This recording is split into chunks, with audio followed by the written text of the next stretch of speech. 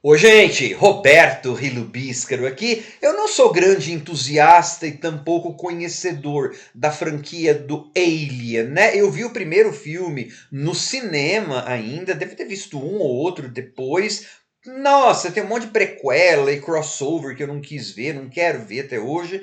Eu acabei resenhando no canal Alien Romulus, que tem no catálogo da Disney Plus, assim como a primeira temporada de Alien Earth, a série que agora em setembro de 2025 também está no catálogo da Disney Plus, né? Tem uma ligação assim, ambas têm tanto o filme, a releitura do Fede Alvarez, quanto essa série, tem uma questão dos órfãos, né? Tem uma coisa ligando assim essas duas obras. Só que também tem, na verdade, essa série ligando dentro da própria obra do Ridley Scott, porque tem uma das subtramas que envolvem uma espécie de híbridos. Eu não vou dar spoiler nessa resenha, tá? Tem híbridos, são crianças que estavam em estado terminal e são colocadas em corpos artificiais. É, Essa parte da história, e que é muito importante e que é necessária, além de ser uma história de amadurecimento, né? Coloca essa primeira temporada uma daquelas narrativas de amadurecimento, também estabelece uma conexão entre isso e Blade Runner, com a questão dos robôs discutindo o status filosófico, né? São robôs, são humanos, são híbridos, e como que eles são tratados, né? Como que essas criaturas são tratadas? Será que elas são tratadas tão diferentemente dos tais supostos monstros gosmentos? E aí, quem será que são, na verdade, os monstros dessa primeira temporada, dessa série? Né? Tem bastante coisa, tem bastante carne para ser mordida, e literalmente, ou carne para ser penetrada. Só que antes de falar um bocadinho mais, gostaria de convidá-los a se inscreverem no canal Robertando, curtir os vídeos, compartilhá-los, agradeço bastante. É uma produção muito bem feita, um roteiro bastante bom,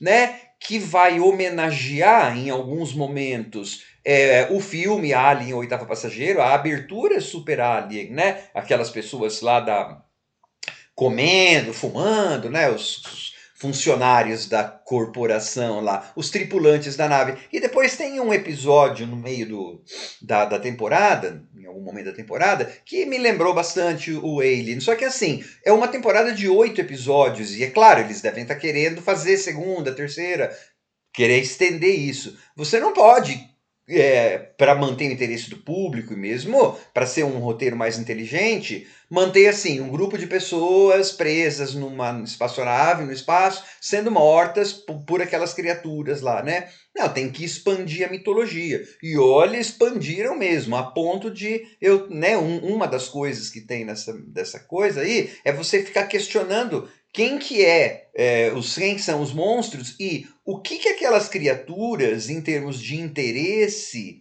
para o seu próprio bem-estar e como elas são tratadas, com quem que elas têm mais a ver? Com humanos, com monstros, isso aí tudo você vai ver vendo a série, né? Mas eu achei tudo muito bem feito, assim. Então, basicamente é assim, ó. Nessa Terra, ou nesse sistema solar do ano 2100 e não sei das quantas, acho que é um par de anos antes do que acontece o primeiro filme, né?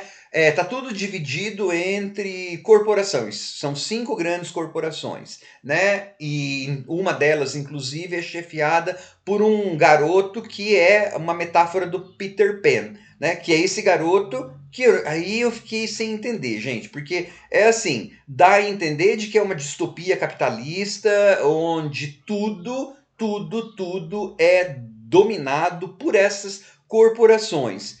Então como que ele conseguiu criar uma tão pouco tempo assim, aquela que seria então, viria a ser a quinta corporação? Falei, como que esse mundo é criado assim? Isso aí, né, ficou meio em dúvida para mim. Mas enfim, essas 5 corporações dominam tudo, inclusive estão cada vez mais perto de chegar na questão da imortalidade. E aí você vai ter nesse mundo onde a nave que tem as criaturas lá, aliens, vão se chocar e aumentou o tipo de criatura. Tem uma tão bonitinha que é um olhinho cheio de coisa assim, bonitinha. É uma carnificina essa série, né? Aff, Maria.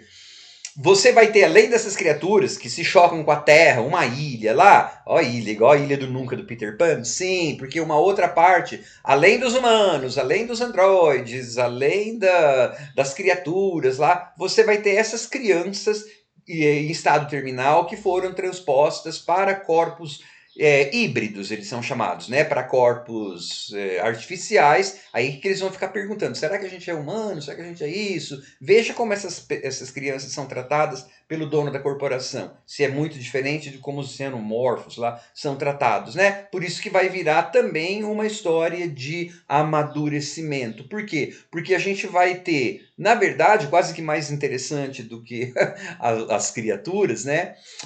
Monstrinhos, os aliens, vamos dizer assim, é a jornada dessas crianças híbridas, né?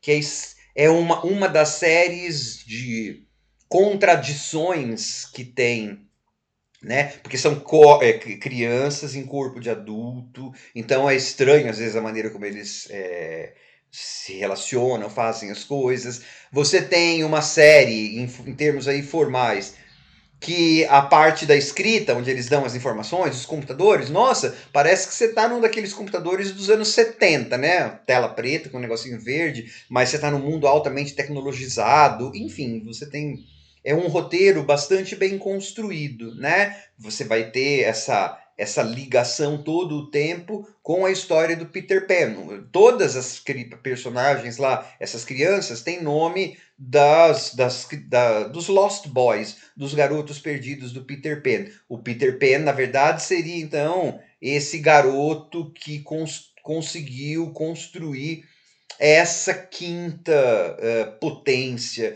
né? Essa quinta corporação que eu falei que eu fiquei em dúvida, mas nesse universo tão pré-determinado pelas corporações, alguém do nada conseguiu construir em quanto tempo que tem aquele menino uma algo que ele possa, assim, é um quinto do universo dele, como dentro desse universo? Que eu fiquei assim, né? E aí, beleza, é dentro desse quebra-cabeça que precisou, gente, mais abrangente para você ter a possibilidade de criar uma série. Então você tem lá o relacionamento entre esses diferentes tipos de criatura, né? Que vai dar pano para manga, desde aquela história do primeiro Alien, que tem gente que lê a história do Alien como exploração capitalista, dos trabalhadores menos qualificados, blá blá blá, até questões de IA, por exemplo, porque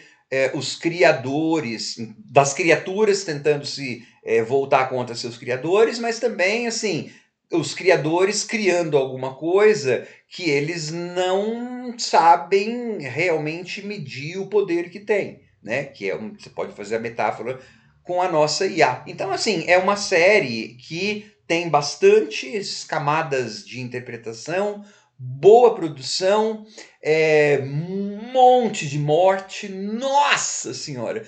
Como tem morte, né? Porque se tem os nossos amiguinhos aliens de várias espécies matando, matando, matando.